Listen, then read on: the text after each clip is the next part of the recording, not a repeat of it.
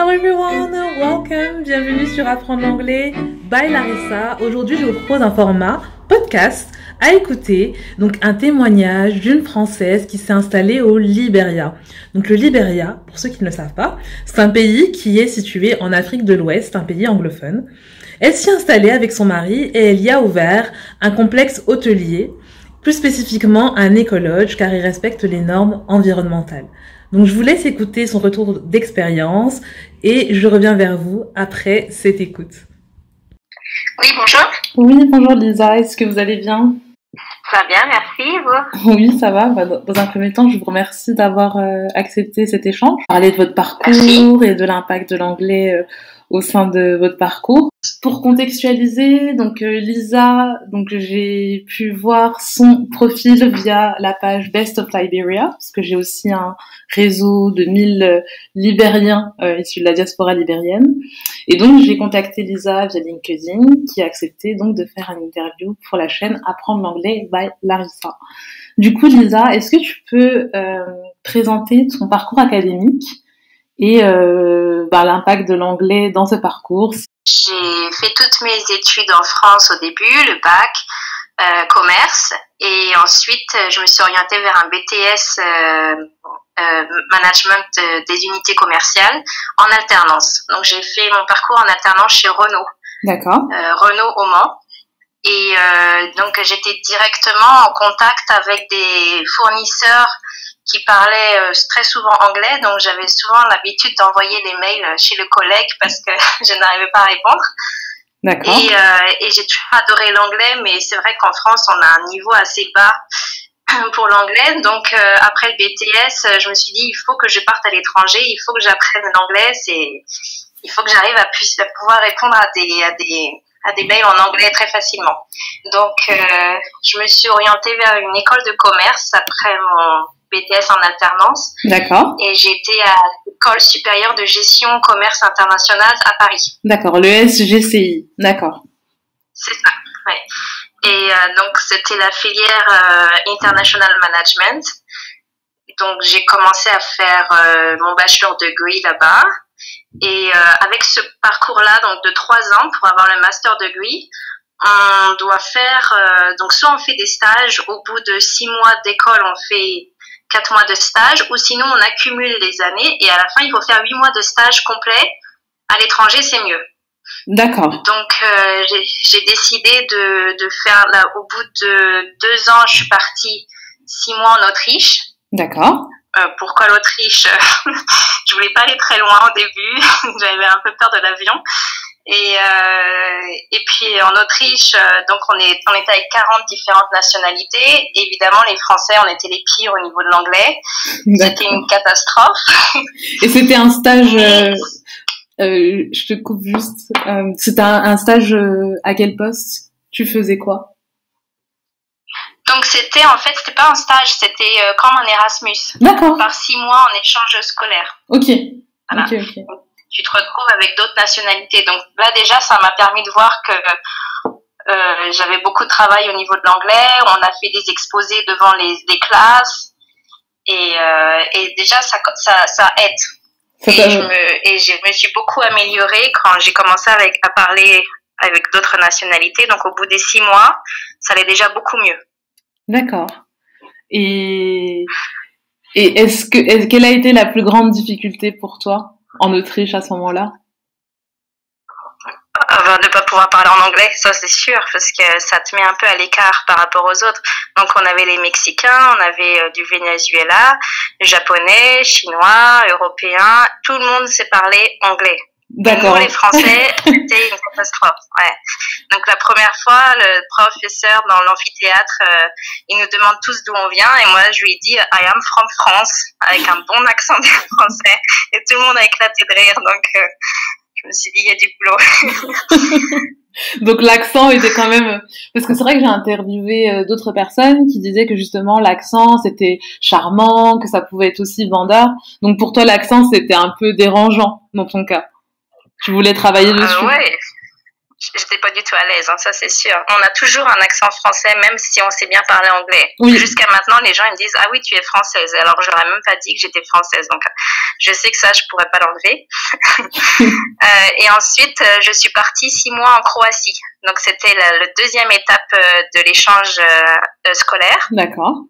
Et 6 mois en Croatie, donc j'étais la première étudiante qui faisait cet échange-là dans leur école. Donc, en gros, j'étais la seule étrangère dans l'école. Et là, ça m'a carrément changé de l'Autriche. Parce que l'Autriche, on était 40 étudiants. Là, je me suis retrouvée toute seule. Et les Croates savent très, très bien parler anglais, encore une fois. Et moi, pas très bien. Et de là, là, je me suis fortement améliorée parce que j'ai eu une amie croate qui parlait très, très bien. Et puis, voilà, ça s'est passé comme ça.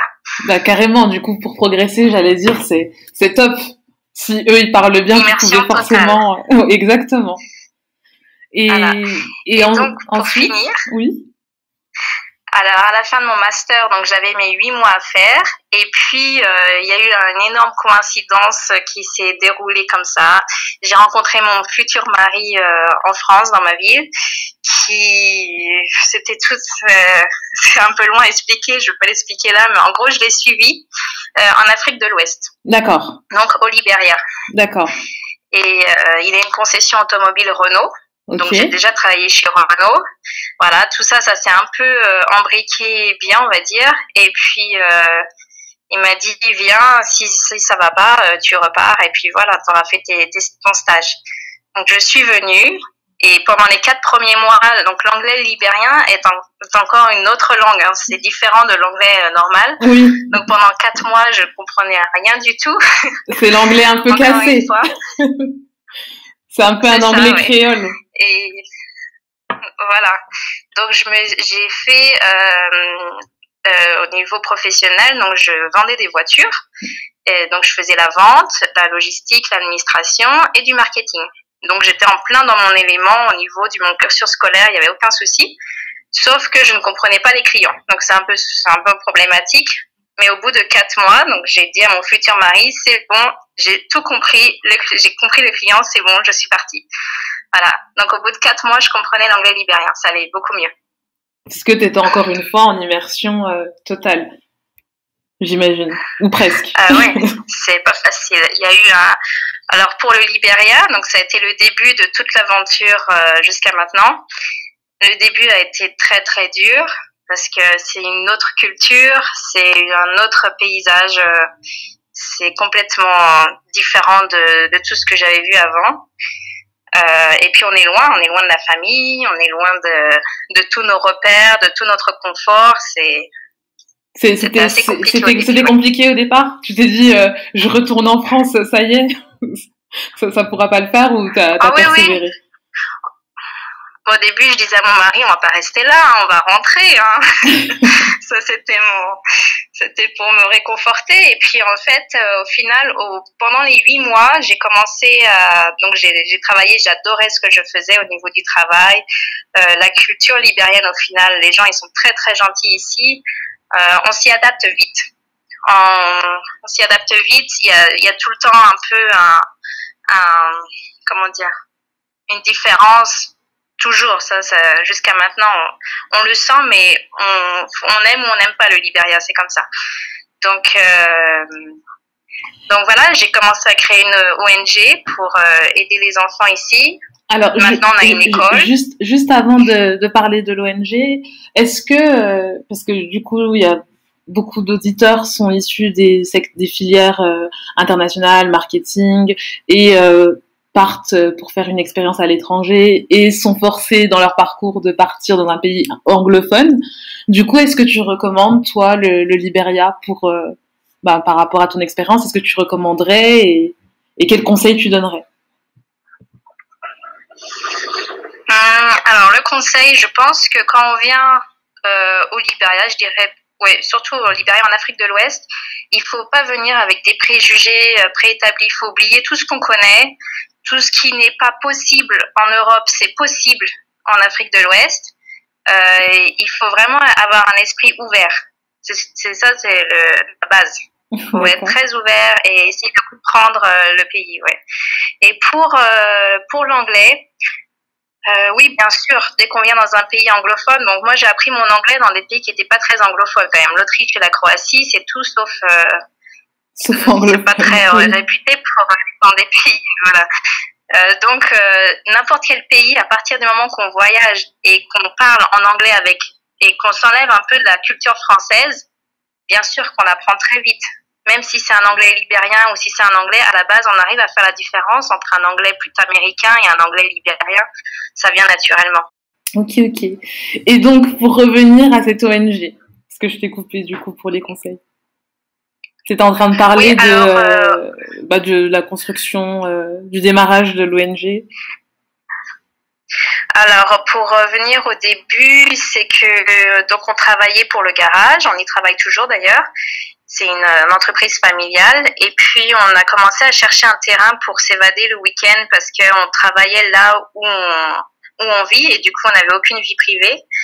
Et avec Google Earth, on a réussi à trouver un terrain et donc, c'est devenu Libassa Ecolodge. D'accord. Donc, Libassa, on a voulu un... Voilà, j'ai fait court. Hein, en une soirée. Voilà, non, ça a été très long, mais on a trouvé un terrain et on voulait un endroit pour faire notre lodge. Donc, on adore la nature, tous les matériaux naturels. Et au Libéria, il y a 10 ans, quand on voulait sortir, donc il y avait que des tables en ciment, des chaises en plastique, des tables aussi en plastique, il faut dire. Et voilà, donc c'était pas très... La nature n'était pas mise en valeur, alors que pourtant le Libéria est vraiment magnifique. Et il y a tellement de choses à mettre en valeur ici et on trouvait ça vraiment dommage. Donc Rudolf, mon mari, voulait vraiment que je reste au Libéria. Et pour moi, il fallait qu'on respire parce que c'était pas possible d'être là où on vivait. On est dans un endroit où c'était pas très plaisant le week-end, on va dire.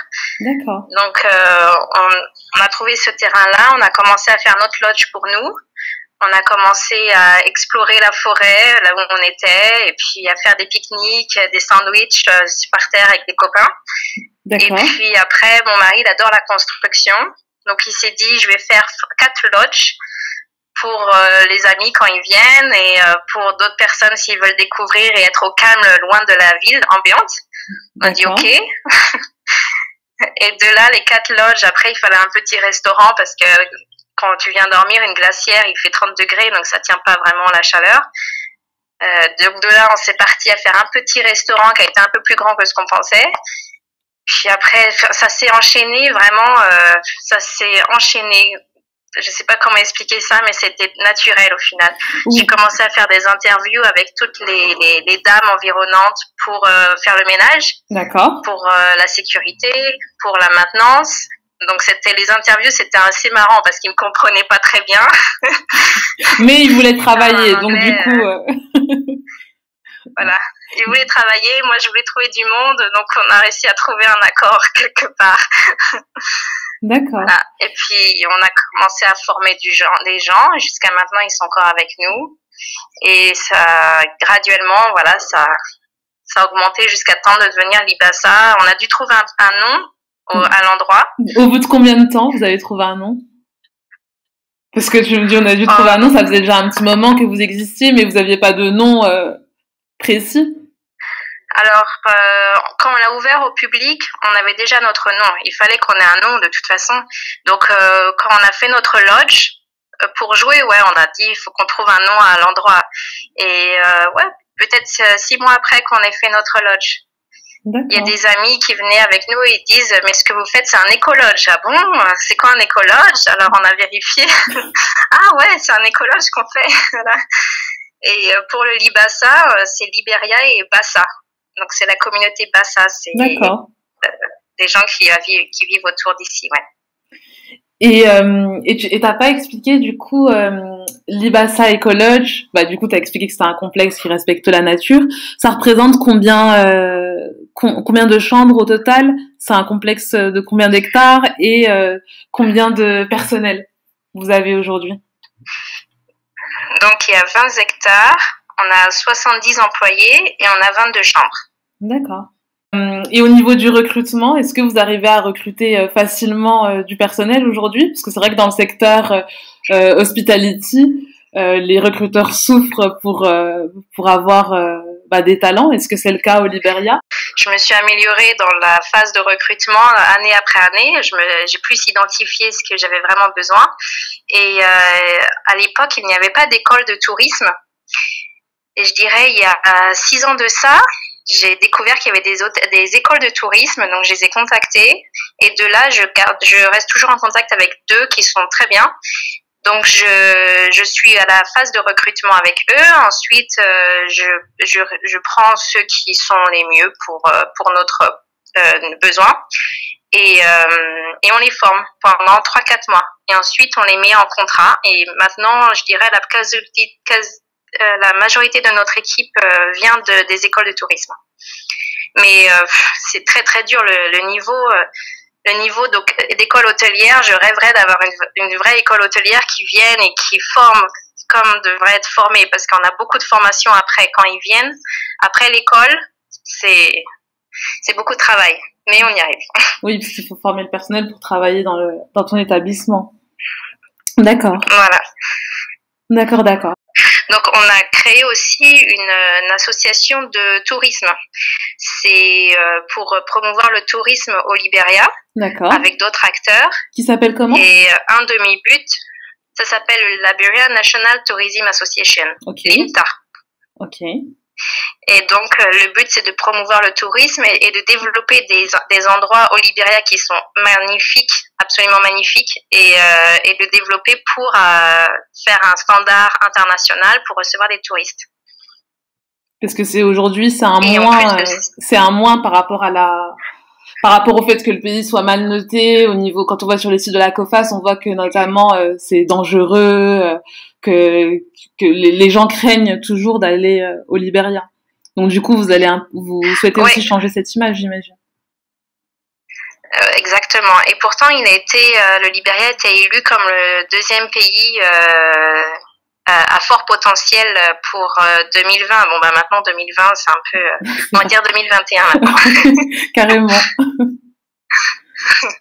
Ouais. Donc, par exemple, on a des super belles cascades d'eau, mais il n'y a aucune infrastructure mise en place pour les touristes. Où il y a les Chimpanzee Islands, donc c'est 11 îles où il y a des chimpanzés. C'est une longue histoire ils ont été utilisés avant pour des recherches médicales avant la guerre au Libéria, et pendant la guerre ils sont tous partis, ils ont laissé les chimpanzés à l'abandon. Donc il y a des gens qui ont essayé de garder les chimpanzés en vie, et maintenant ils sont tous sur des îles, mais ils ont un énorme besoin de nourriture, etc. Et voilà, donc là on visite les îles en bateau, etc. Et c'est vraiment, c'est une très très belle histoire. Donc voilà, il y a plein de belles choses comme ça à découvrir au Libéria. Et grâce à notre association, le but c'est de les mettre en avant et de amener plus de tourisme pour développer le pays. D'accord. Et pour en revenir à Libassa Ecologe, quels sont les critères de recrutement pour travailler au sein de l'établissement? Par exemple, pour une personne française qui souhaiterait travailler chez vous, est-ce que c'est un stage rémunéré? Est-ce que c'est non rémunéré? Est-ce que vous logez les personnes? Comment ça se passe à ce niveau-là? Oui, alors on n'a pas encore eu de français ici. Français ou autre? Ouais, donc on a eu allemand, indien, philippin, on essaye. Donc notre but prioritaire, c'est de prendre des Libériens et de les former pour être superviseurs ou managers. Carrément. Ça, c'est notre but numéro 1. Ouais. Donc on n'a pas vraiment d'expatriés ici. On a eu un expatrié de temps en temps. Donc quand c'est comme ça, ils sont payés par nous et ils sont logés ici, ils vivent ici. Faut savoir que Libassa, c'est à 1 heure de la ville, 30 minutes de l'aéroport. Et donc, quelqu'un qui vient, il faut s'attendre à vivre à Libassa même. Bon, c'est pas un endroit, c'est paradisiaque, hein. Moi, je suis en confinement à Libassa. C'est très sympa à vivre ici. Il faut avoir une voiture. On vit là où on travaille. D'accord. Oui, voilà. Après, il y a des possibilités de déplacement, etc.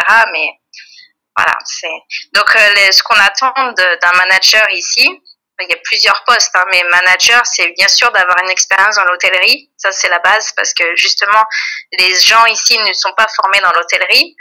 Donc, si on a un expatrié, il faut au moins qu'il puisse former les gens en plus. Donc le challenge est énorme finalement. Exactement, ouais.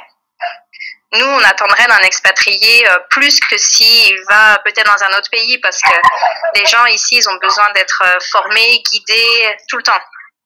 Donc, c'est un côté un peu managérial, leadership qu'il nous faut ici et avec une base hôtelière. Et au niveau du niveau d'anglais pour partir au Liberia, du coup, quel conseil tu donnerais à une personne pour pouvoir Alors, si quelqu'un veut venir, j'ai eu des demandes pour des stagiaires qui veulent venir. Si quelqu'un veut apprendre venir l'anglais ici, je pense qu'ils y arriveraient, mais ils auraient peut-être une base avec un dialecte libérien. Moi, jusqu'à maintenant, je sais que je parle parfois libérien. Il y a même des clients, ils me disent « Oh, tu parles français libérien ?» C'est un beau mélange. Ah, carrément. Français, anglais et libérien. Je dois forcément parler plus un anglais libérien qu'un anglais américain, ça c'est sûr. Mais à partir du moment qu'on vient dans un pays anglophone, même si on parle pas anglais, on apprend l'anglais sur place. C'est juste que c'est un peu plus difficile ici à apprendre directement l'anglais parce qu'il y a quand même un dialecte de base. Hein. Oui. Donc le conseil, c'est quelqu'un qui sait déjà parler anglais. Voilà, quelqu'un qui ne sait pas parler anglais, il va avoir de fortes difficultés à s'imprégner au début. Moi, j'ai mis 4 mois quand même. Donc ça va, 4 mois finalement, c'est pas si long que ça. 4 mois, je trouve que c'est raisonnable. D'accord. Bah écoute, c'est tout pour moi. Est-ce que tu as des choses à ajouter par rapport au Liberia, par rapport à ton parcours, par rapport à l'anglais, conseils? Est-ce que tu as des dernières choses à ajouter? Eh bien, je dirais que le Liberia, c'est un pays à visiter. Il faut arrêter de regarder les sites internet qui mettent des pays comme le Liberia dans une liste rouge. S'ils les mettent dans une liste rouge, c'est parce qu'ils sont obligés de les mettre en liste rouge. Maintenant, les Nations Unies sont partis parce qu'ils considèrent le Liberia comme pas à risque. Donc, il est passé le Liberia en orange et même, je dirais, pour nous, il est carrément vert, le Liberia. Je me sens plus en sécurité au Liberia qu'en France, par exemple. D'accord. Sur beaucoup d'aspects. Oui. Les gens, évidemment, on a l'habitude d'aller voir les sites d'ambassade. Par exemple, pareil pour le Liban. On va voir le Liban, on va dire, oh, c'est super dangereux. Je suis allée plein de fois et il n'y a aucun souci au Liban. Enfin, il n'y a aucun souci. Je dirais, en France, il y a autant de soucis que dans beaucoup de pays maintenant. Donc, le Liberia, c'est un pays vierge, si on peut dire ça comme ça. Il y a beaucoup de choses à mettre en place, beaucoup d'idées à créer. C'est un pays avec beaucoup d'opportunités pour des entrepreneurs, pour des investisseurs. Faut pas hésiter à venir. Il y a des personnes sur place qui sont prêtes à aider. Nous, on est là et on aide beaucoup de gens avec des conseils et tout ça quand ils viennent. Le Liberia n'attend que ça, d'avoir des investisseurs qui viennent pour développer le pays, tout simplement. On est passé par l'Ebola et maintenant par le Corona et sérieusement, ça fait pas du bien au pays. Mais on est toujours là. Il y a des endroits magnifiques à découvrir qui vaut la peine de découvrir. On a eu beaucoup de touristes avant l'histoire du coronavirus qui se passe partout dans le monde, qui venaient et justement qui me disaient c'est incroyable, le Liberia est tellement différent, c'est pas du tout un pays touristique, du coup c'est encore le voyage, c'est magnifique, c'est un pays hors du commun quoi. Donc c'est pour ça j'encourage tout le monde à venir au moins visiter le Liberia si c'est pas pour venir y travailler. D'accord. Eh ben, écoute. Et la communauté française, on a 120 personnes ici. D'accord. Donc, c'est très peu, finalement. Après, ça reste un pays anglophone. Donc, les chiffres ne m'étonnent pas. C'est très peu, ouais. Et puis, pour quelqu'un qui veut venir s'installer avec une famille, aussi, il n'y a pas de souci. Il y a des écoles. Moi, j'ai 2 enfants. Ils vont dans une école internationale et ils parlent français, anglais, arabe. D'accord. Donc, voilà, c'est un très bon niveau. Et il y a des hôpitaux sur place. C'est vrai que c'est pas les mêmes conditions d'hygiène et sanitaire qu'en France, mais par contre, je dirais, il y a beaucoup moins de maladies qu'en France. En France, dès qu'on vient en France, on est malade. On a la gastro, on a la grippe, on se chope tous les microbes d'autour. Ici, il n'y a pas tout ça. Donc, les enfants sont beaucoup moins malades, je dirais, qu'un enfant qui est en France. Vu intéressant. C'est vrai qu'on n'a pas l'habitude d'entendre ça. Oui, ouais, c'est ce qu'on pense, beaucoup de gens pensent là. Quand on repart en France, on fait mince, on va se choper un truc. On a toujours peur. Ouais. Il fait toujours 30, donc pour les belles choses, il fait 30 degrés la majorité de l'année, on est à 29 ou 30 degrés. Donc les vêtements d'hiver, on oublie. Hein. Quoi d'autre? Les gens, ils sont très sympas, ils sont très accueillants, ils n'ont pas de mauvais, comment dire, comment on dit, ils ne voient pas les étrangers comme d'un mauvais œil. Au contraire, ils sont très accueillants, sont toujours contents de voir des touristes. Ils sont toujours prêts à apprendre aussi d'un étranger pour voir comment ça se passe, comment on fait. Et aussi, ils sont très courageux. Ouais, moi, je dis que quelqu'un qui veut venir au Libéria, franchement, ils sont les bienvenus et ils verront que tout ce qui est écrit sur Internet, c'est pas forcément vrai. Avec l'INTA, on essaye justement de redorer un peu l'image du Libéria qui en vaut le coup. C'est un bel état d'esprit. Ouais, il faut rester positif. Parce que quand on vient avec un côté négatif au Libéria, on va pas rester longtemps. Ça, c'est sûr. Ah oui. Mais quelqu'un qui est ouvert d'esprit, ils vont adorer le Libéria. Eh ben, Lisa, on restera sur cette note positive, ce beau message que tu transmets. J'espère que ce contenu vous a plu, j'espère que vous avez appris des choses. N'hésitez pas à liker et commenter si vous avez des questions, surtout à les mettre sous la vidéo. Vous pouvez également rejoindre la communauté sur Instagram où il y a plus d'échanges, c'est plus interactif, spontané. Dernière question, est-ce qu'il y en a que ça intéresse d'y travailler? N'hésitez pas à me le dire directement et je vous répondrai sur Instagram, ce sera le plus simple. À bientôt pour une prochaine vidéo.